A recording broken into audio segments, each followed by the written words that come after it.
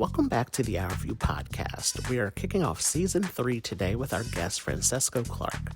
Francesco became paralyzed as a result of a diving accident. I'm excited to share his journey with you all on today's episode of how he became founder of the very successful Clark's Botanicals skincare line.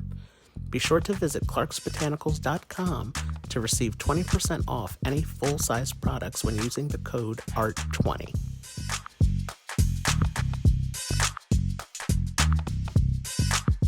I would like to welcome everyone back to another episode of the OurView Podcast, where we educate, raise awareness, and change the tone of conversation. I am happy to have my guest on today's show, Francesco Clark. I am very happy to welcome you to the podcast. So welcome and thanks for joining me today. Thank you for having me, Art. It's an honor.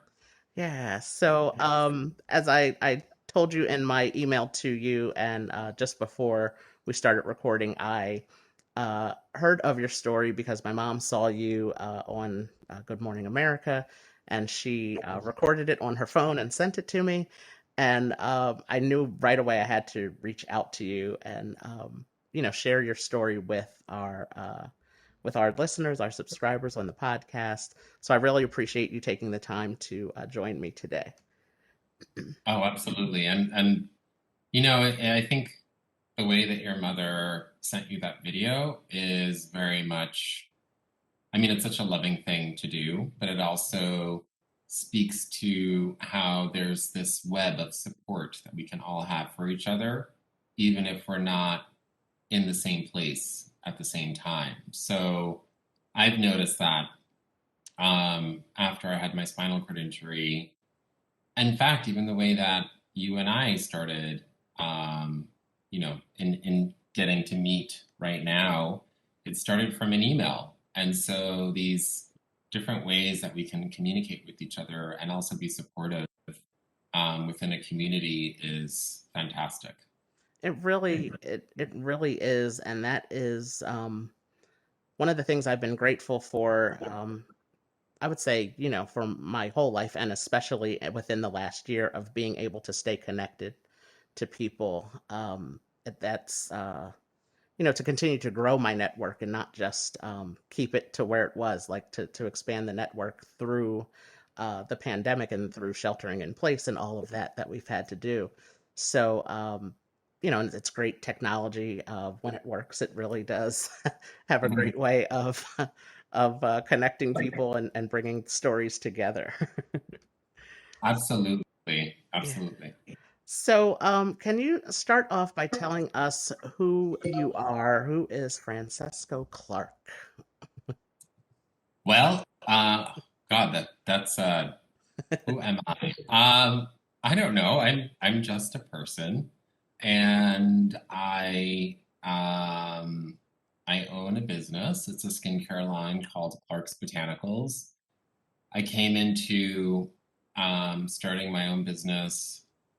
I used to work in fashion. I used to work at Condé Nast, and then I went to work at Harper's Bazaar magazine in their fashion department when I was 23. Started at 22, then 23, and I was there for a year. When I was there for a year, I was getting promoted, and the weekend that I was being promoted was Memorial Day weekend. I had, just to celebrate the summer, I had rented a summer share house in Long Island. It was with friends of friends of friends. So complete strangers. And I got to the house. It was 75 degrees, not a cloud in the sky. Kind of one of those days where you feel like nothing can go wrong. And at 24 years old, I'm not saying every 24-year-old it doesn't have, life lessons learned, but I definitely did not. I definitely had a lot to learn by that point. But the metal ring ladder that you normally see in the deep end was put in the shallow end. And so I dove into the pool thinking I was diving into the deep end. But as soon as I dove in, my chin hit the bottom of the pool and snapped back with such force that it shattered my C3, C4 vertebrae. And in the blink of an eye, I went from feeling like I was young. You know, this is kind of that when you're in your 20s, you just feel like you're unstoppable. Mm-hmm. And there's no end to anything. It's just the world is just yours, which I think is a good thing to do. But all of a sudden, I went from this feeling of I just got promoted and showing my family and my friends that I could be an independent adult financially to suddenly my left lung was collapsing and I can feel the swelling inside of my spine and I couldn't feel or move anything. So all of a sudden, life felt very unfair. And and I remember every single second of it because I'm looking up at the sky and it's such a perfect sky, but this horrible thing had just happened where I wasn't sure if I could make it to the next day. And so there was this cognitive incongruence to the weather, parallel to what was going on in my body. I was alone also when I dove in. So I was essentially face down, drowning. My eyes were open. I was completely awake and I could see the little bubbles floating up from my mouth. But then I could hear my mother's voice saying, "Do you realize how much work you're going to have to do to get better?" So in that split second, fight or flight really kicked in. And for me, luckily, fight took over. And even in that circumstance that seems impossible, for some reason, my brain had, I don't know why, but went into a more optimistic way of thinking about how to deal with the situation and instead started thinking, you're going to have to do a lot to get better, instead of saying, oh my God, you can't get out of the pool, you're going to die. So somebody saw me, luckily, walked into the house, lifted my head above the water, and I said, call 911, you just saved my life. But they didn't believe me because I didn't have a scratch. I didn't have a bruise. There was not a drop of blood anywhere. So I looked the same as I did before, but suddenly I was paralyzed. And I was helicoptered over to the hospital at SUNY Stony Brook in Long Island. And the surgeon said I had less than a 19% chance of not only surviving that night and the surgery to stabilize my spine, but the next 2 years of my life. And by this point, my left lung had collapsed and my vocal cord was becoming paralyzed, my left vocal cord. I was completely alone, and the doctor just kept wanting me to get on the phone with my parents to kind of sign my life away. And I didn't want that to happen. So he came over once, and I said, no, I don't want that phone call to happen. Then he went away, then he came back, and I said it again. And by the fourth time, he said, okay, you will not survive unless we do this surgery. So I got on the phone with my parents, and, I remember when I spoke with my mother and my father, I told them, I said, I feel like the biggest idiot in the world. I know how to go swimming.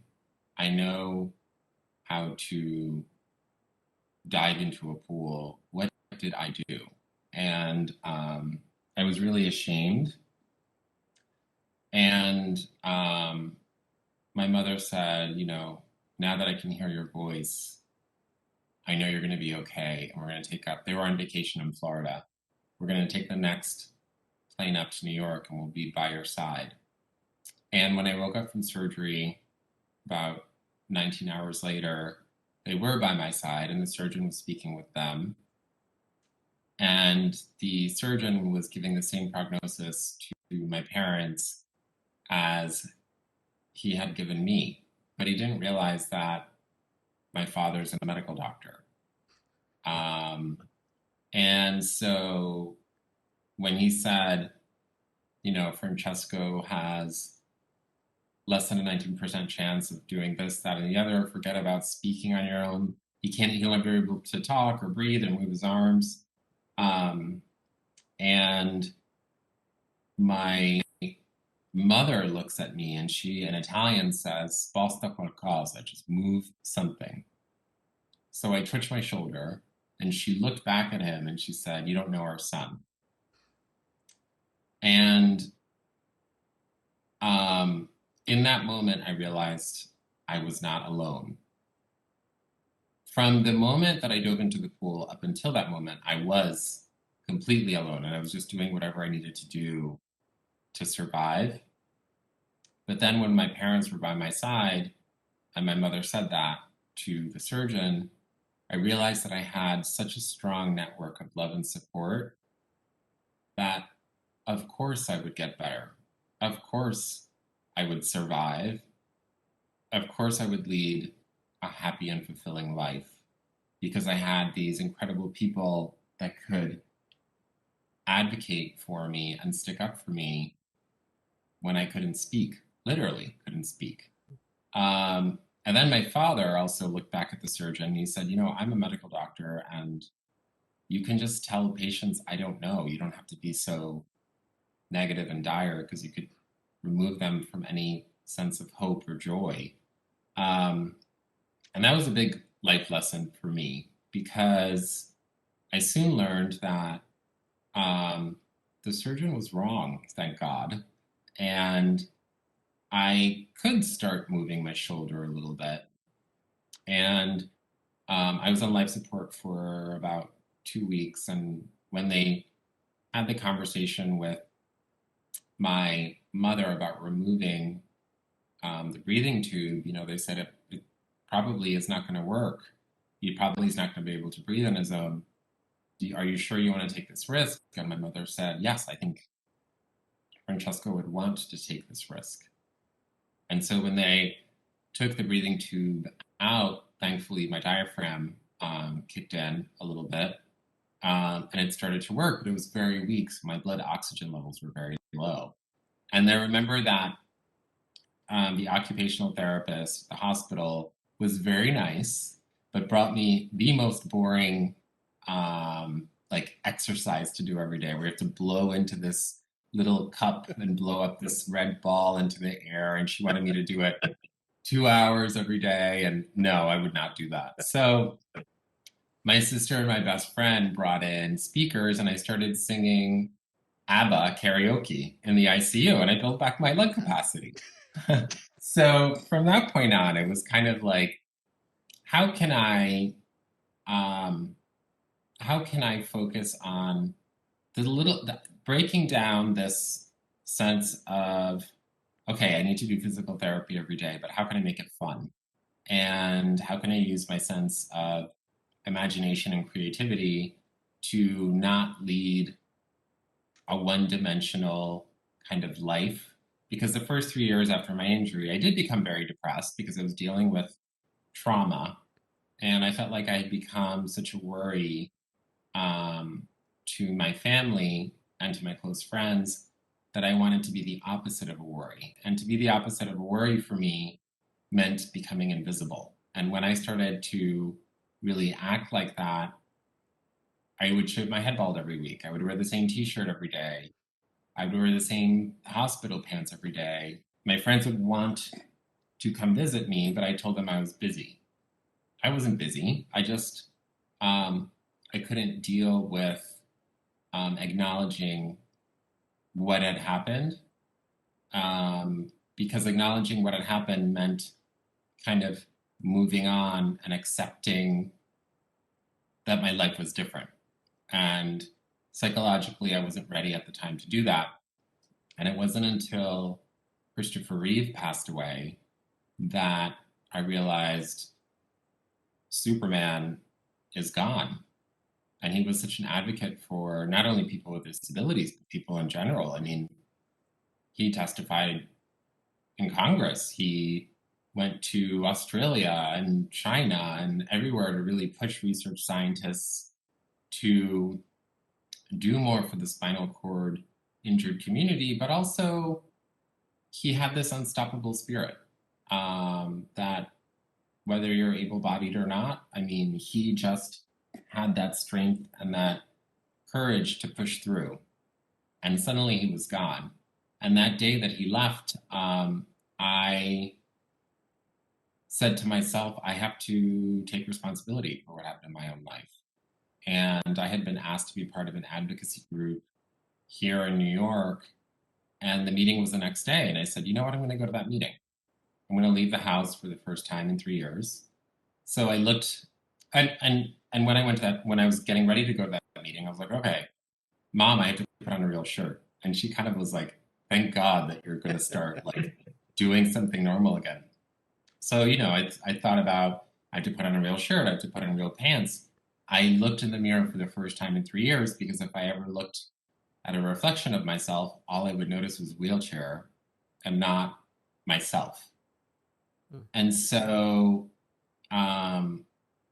in a way, Art, the way that you're describing your nephew's schoolmates that would kind of look at you in an inquisitive way was very much what I did to myself. And I think that's the most dangerous thing because you are your worst critic. And when you become your worst critic, that becomes a very kind of negative cycle. So I don't know, the realization of needing to step up to the plate and take responsibility. And the day that Christopher Reeve passed away, it made me realize that I had gotten to the lowest low that I could get to, and that was not who I am.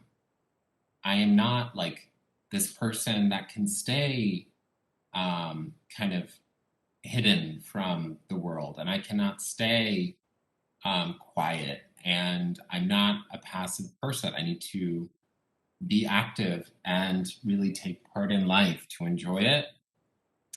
And then it just made me completely shifted my perspective. It was like a light switch went off, and it was a very subtle kind of change, but I started to think of instead of life happened, it went from life happened to making life happen. And it was a very like 180 kind of shift. Yeah, that is that's so true. I remember being a teenager and uh, I was born with my disability, and I remember being a teenager and at times feeling left out from what everybody else was doing. And, um, the why me? Why am I disabled? Why am I, using the wheelchair? Why do I have the crutches? Why me was a big thing for me quite often in my teenage years. And I remember a woman at my church, Miss Emmy. She has since passed away, but she told me one time. She said, "Why not you? And why can't it be you that makes a change and uh, starts people seeing those who have disability in a different way? Why can't you be used in that way to make a change for people with disabilities?" And it was just like, oh, wait a minute, yeah, maybe, maybe that could be something, and then it was something I forgot about, and then all of a sudden, as an adult, I told you about the experience I had with my nephew and his classmates, and then it was just like, okay, yeah, like that is what I'm going to do. I am going to start making a change for those in the disability community. So it really, it's interesting how our paths, our lives are different, but we both experienced a moment of like a shift in the way that we saw ourselves and viewed ourselves, because as you mentioned, I think it's very very true that the self-talk that we say to ourselves in our minds is a a big it's a big deal because if it's a positive thing, it's great and it can really propel you forward to move uh, into your purpose. But then if it turns to be a negative thing, it can be very damaging at the same time. And something you said that I really loved, and I heard it in other interviews that I've heard you speak in, is when your mom said to move something. And Mm. and for you to say, like, that's when you realized you weren't alone and you had this network of people that started with your parents, but then also expanded to your other family members and friends. That is like, it gave me chills when you said that, because like that is definitely how I always view my life. Like, my name is Arthur, so I say it's my A team, and it's like I don't do any of this by myself. I have a great team of people that help keep me together and pull me out of those moments where it's just where I'm feeling down and it's things are getting to me. It's my A team really surrounds me and pulls me up and says, all right, like, you had your moment, like, let's get to work, we got stuff to do. So I Yes, definitely relate to that as well. it's so important to, it's not just what can others do for you also. You have your A team, Hmm. and it's not really only about, and I know that you've experienced this, but um I it's easy to not, you know, vocalize it. But a lot of times, Arthur, you are support for them too. And I think there's this sense of having a purpose in your life. And when you start to say, you're asking very difficult questions to yourself when you're saying, why me? Because who's going to answer it? You are the one that has to answer that question. And it is a very difficult question to ask. And I think everybody asks themselves that question at some point in their lives, because even if you're not born with a disability or you don't have a serious injury, aging in and of itself becomes disabling. And so you start to notice, just with aging, um, even if you're the healthiest person, that you're not able to do the things that you were before. And you start to notice that when you have, aging parents, or things like that, where you just want them to be happy, and like you do whatever you can to have a happy life. And so when you start to ask that question, why me, it starts to ask, really, I think of it in a different way now. And I think of it as, what is my purpose? And it really made you, from what I just heard, define your purpose as, I can bring, why not me? And why I can bring this sense of purpose and inclusivity to other people. I mean, you were talking earlier about making playgrounds inclusive in New Jersey. That is amazing, because when you think about all of the times when you were a little kid or a teenager and you're watching everybody else, laugh and play, and you feel like you're in the sidelines watching them do it as a spectator instead of being included in it, now that you're being part of a solution of making inclusive playgrounds, you're actually making memories for other people that otherwise would have been left to the side. Now they're part of this memory, that they're part of that laughter. Hmm. And I think that's remarkable. And I think it's really touching, because it's one of those things that, you know, people will not even think about their disability when they're young kids, and that one little like moment in the day when they can have fun with their friends. They're not going to think about, like, oh, I wasn't able to have fun in the spring or the summer with my friends, but now they have an opportunity to really partake in life in a much more meaningful way, even as something as like simple as, going to a playground, um, really can just increase your quality of life. It's so true. And, you know, not being that old at 39 years old now, and um, as you said, being part of a solution with working the work that I do with Jake's Place, that there will be, soon there will be a generation of children that only know inclusive playgrounds. Like that's a really cool feeling. Um, because I was not able to get my wheelchair on a playground until we built one of these 10 years ago. So being 30 years old and being in my wheelchair on a playground for the first time, I was able to walk with my crutches on a playground, but it's very difficult because they had mulch or gravel and things like that. But um, to know that, as you said, being a part of a solution where there will be a generation of children that will only know these types of playgrounds is it's really great to know that they weren't in existence 30 years ago when I was 10. uh, so it won't be an issue anymore, and it won't be a big deal to see these in every neighborhood around the country and around the world. So it's really it's very a very good feeling to know that uh, the work that we're doing with the Jake's Place organization is really making a difference. Starting here in New Jersey and California, they have Shane's Inspiration that is really big with building the inclusive playgrounds there in California, and a couple other states have some organizations that are working towards it as well. So it's really it's just really great to know that these changes are being made and being seen as a positive thing in the world. They are, um, and they require a lot of work to get that done. So, I think it should be acknowledged all the hard work that you've been putting into it. It doesn't just happen on Hmm. its own.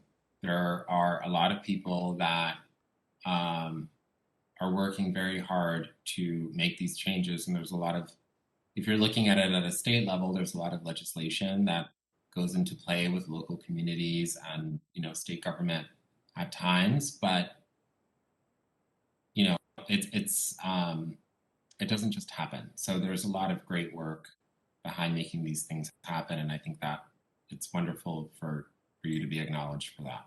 Well, thank you so Yeah, much. yeah, So I would like to get into your company, Clark's Botanicals. I heard you mention in a previous interview that because of your paralysis that you are unable to sweat.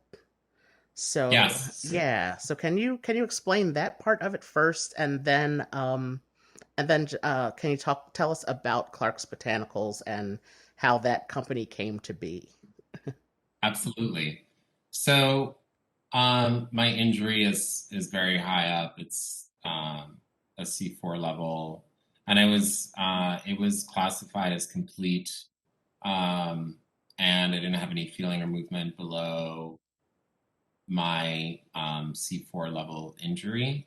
Later, that turned out to not be true, and I experienced some axonal regeneration in my spine, or maybe some axons were still intact, but maybe were partially demyelinated and remyelinated. I don't know exactly, but I started to regain some movement, and a little bit of feeling. So one of the side effects of my injury is that not only could I not move or feel 99% of my body, but my skin stopped reacting to temperature. And it does not react to temperature to this day. So it can be 110 degrees outside and I will just be dry. My skin will not sweat. The only time that my skin will sweat is if I'm in a lot of pain, and it won't be like, I will not be sweating everywhere, but in specific parts, like my left shoulder or my right shoulder. It's a little strange, but because of that, my skin lost its ability to detoxify itself and rebalance itself. And the day that I was getting ready for that meeting, to join that advocacy group in New York, I looked in the mirror and I had been doing physical therapy 7 hours a day for 3 years because, again, I had been dealing with depression and not really knowing what to do with my life. And so that was the only thing that I really knew how to do or what I should be doing with my time and trying to deal with the trauma. But what I saw in the mirror was not what I felt on the inside. I felt strong by this point. I felt confident. I felt happy. I didn't look strong. I didn't look happy. I didn't look confident. And that was because my skin, it was like a perfect storm of anything and everything that could go wrong with your skin went wrong with my skin. It was gray, it was dry and oily, red and flaky. It looked 10 years older than I was.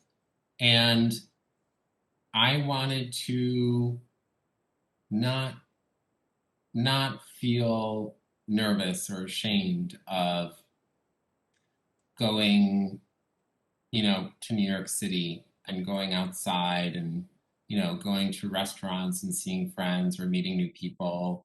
I wanted to experience other people's stories as well.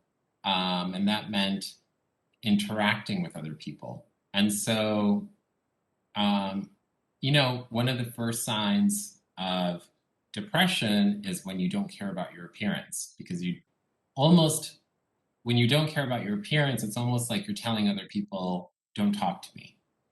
But um, along those lines, when you actually do start to care about your appearance, it's one of those first signs that you're getting out of that depressive state and you're starting to feel better and you're getting that independence and that sense of self.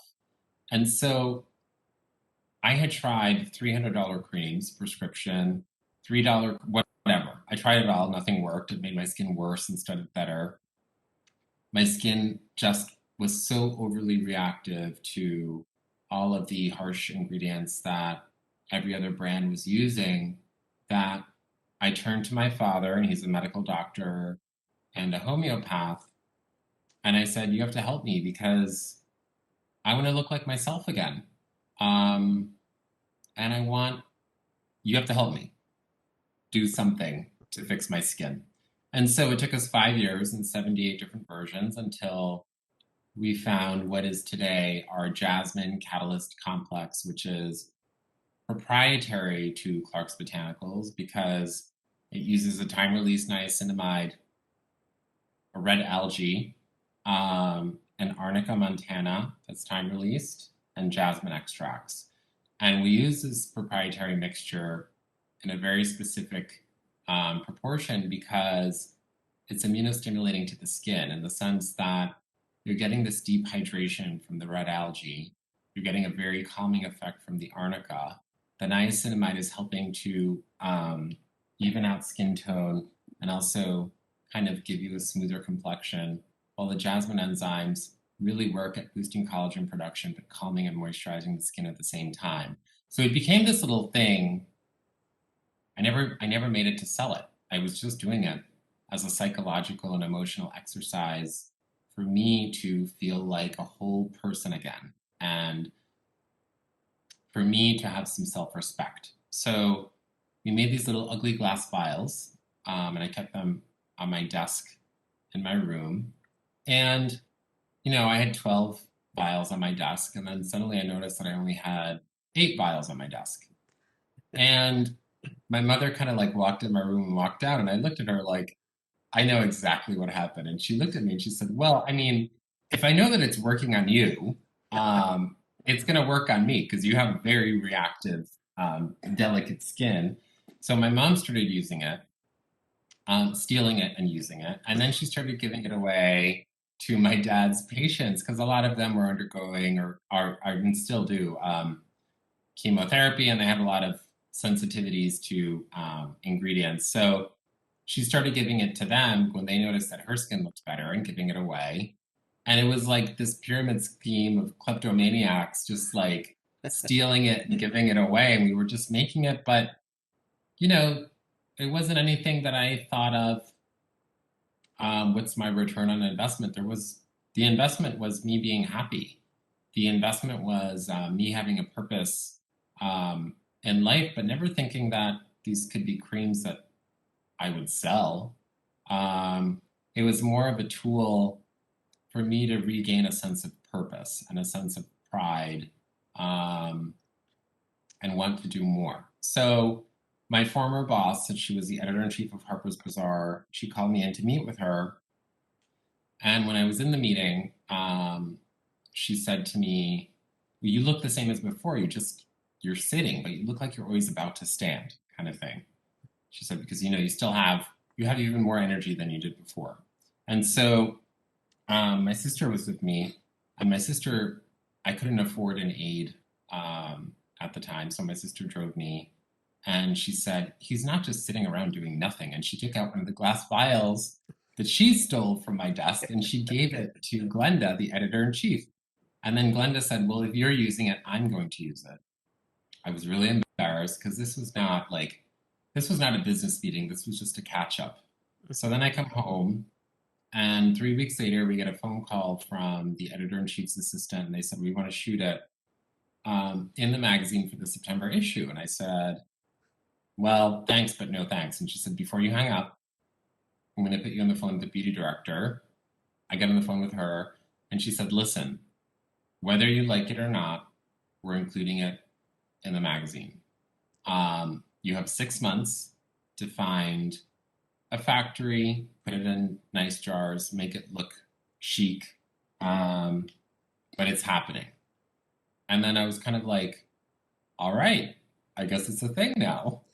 And it's very much a parallel experience to when my parents were by my side in the ICU when I woke up, where you realize that you have such an incredible loving support from other people, that they believe in you in such a strong way that of course you're going to succeed, that of course this is going to work, of course it's going to be a success. And Glenda, the editor-in-chief of Harper's Bazaar, she didn't have to do any of this, but she did. And then when she did, it was kind of like, well, I don't know, she must see something that I wasn't seeing at the time. But if she sees it, and my parents also gave me that similar kind of feeling, then maybe there's something to this. And so then it gave me that confidence to start to ask, why not? And so then, a lot of sleepless nights later, we had a design in jars, and started to meet with factories about, we already had the formulations nailed down, but we needed people to actually, mix them at a larger scale for us. But I never had any investment money. I only had a small grant from New York State for people with disabilities that wanted to become more independent, but I think it was like $5,000, to start the business. And so, I mean, if you called customer service or marketing or returns or like the warehouse, that was me. Mhm. Because I remember the first time that, oh my God, Arthur, it was so funny because the first time that we filled jars, I had an 18-wheeler, and they pulled into my parents' driveway, and an 18-wheeler that was full, the entire thing was full. Like, when you see an Amazon truck on the highway, those huge ones, it was like that. But the entire thing, I said, like, sure, I'm sure we could do it from my parents' basement. And like, I'll learn what it means to have web sales and how shipping works, and operations and production if I do it that way. I mean, I certainly did learn that, but it took up the entire basement at my parents' house. And I was mortified when they unpacked everything. The entire driveway and the garage and the entire basement were full of boxes.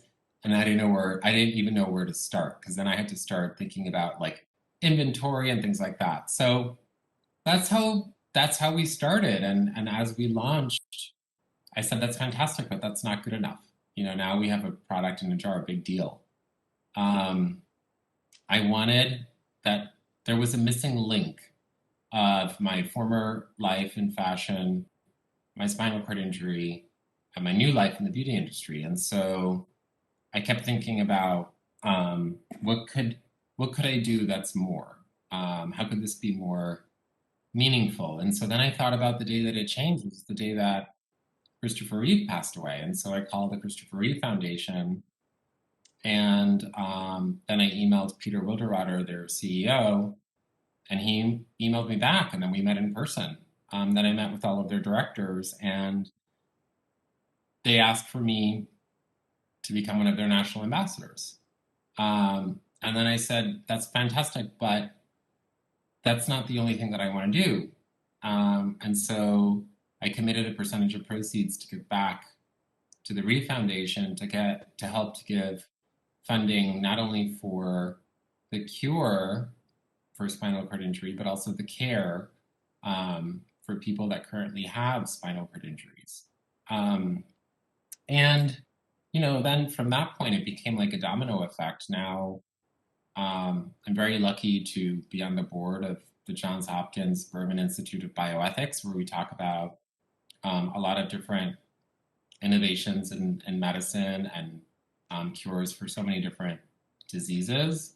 And also on the board of the New York Stem Cell Foundation, where we talk about how do we speed up innovations to get to cures for, again, a lot of different diseases. And so, you know, who would have thought that this seemingly frivolous industry like beauty could actually give you so much more depth?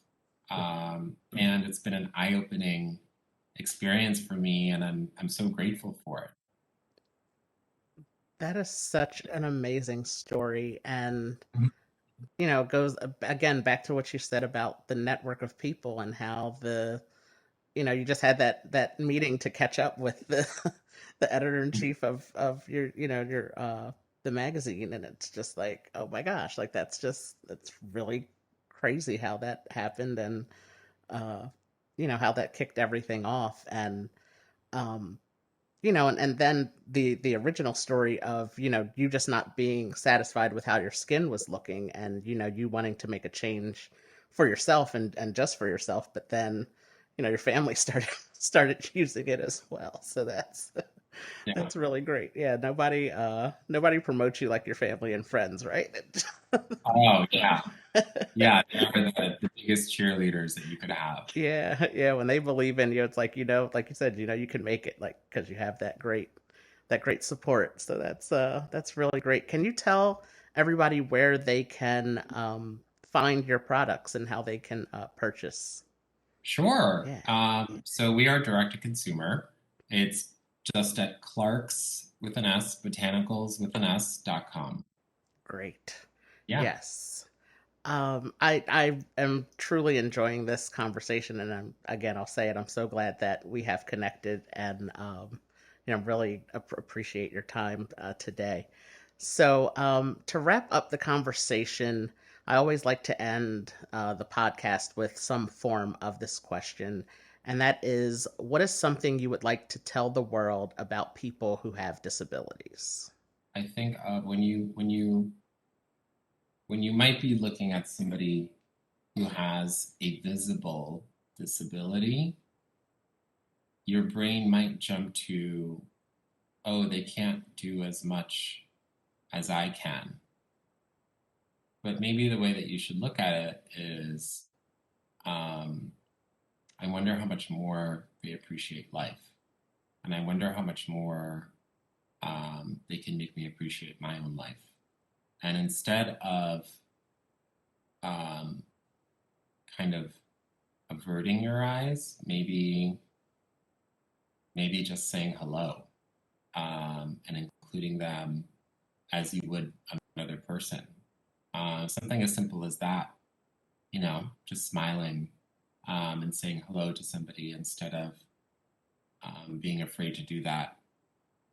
Because it takes a lot of courage, um, and a lot more preparation for that person to get ready, um, for the day and go out and do those things that you might be able to do much more easily, when you're able-bodied. So, there's a lot of courage in that person that you see, um, and you never know, how much it means to the other person when you just act with gratitude and a little bit of kindness can really change their day.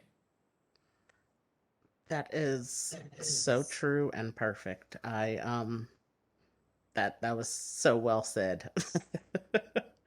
Yeah, it's like you said, instead of averting your eyes, make eye contact and just say hi. Uh, Yeah. yeah, I always a story from a few years ago. I was in the store and I was at the checkout line at the grocery store, and it's a little boy. He was standing next to the cart with his mom, and she was putting the food on the conveyor belt, and he's just looking at me. And she said, "Johnny, if you're going to stare at the man, at least say hi." Well, by the time the mom got done checking out, Johnny and I were having such a great conversation, she had to wrap us up. So she said, "Okay, Yeah. well," she's like, "Okay, well, we have to go now. Now that you made a new friend, sorry to break this up, but we got to talking about, I think it was like wrestling or something like that, and so it's just a simple hello will really go a very long way. Um, and you might, again, you might just find you always find that you have more in common than you have differences with people, is what I have found. And I totally agree. I yeah, totally agree. Yeah. yeah, And also, there's this, and you might have noticed this too, but there are, I can think of more than a dozen times where people will assume they almost, you can be standing next to somebody with a third person and they won't even include you in the conversation sometimes. yes, Like, you will be not regarded as able to be part of a conversation, or and it gives this like perception of, um, lowered competence because you might be, physically disabled or different in some sort of way. And I think, that is absolutely the wrong way of, um, living life, because understanding this kind of wider perspective of life, um, brings into play what it means to have a more meaningful life. So actually including as many different perspectives, um, that have this like life experience to them makes life so much more meaningful for everybody. hmm Um, and so respecting each other, really. yes. Yeah. That's Yeah. so true. I've had that happen for sure, where people have walked by me to ask someone else, or to say to someone else, "Hi, I'm looking for Art Aston." Yeah. Yeah. They've walked by me to ask someone else, "Oh, hi, I'm here. I'm looking for Art Aston," and they're like, "Yeah, 10 feet, 10 feet back Yeah. that way." Yeah. And it's like, "Oh, I'm sorry," and it's like, "Oh, are you?"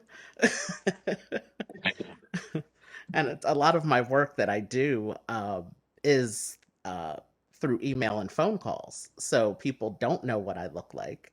Uh, unless if it comes up in a conversation, I typically don't say that I have a disability, or that I'm a wheelchair user, or that I use crutches.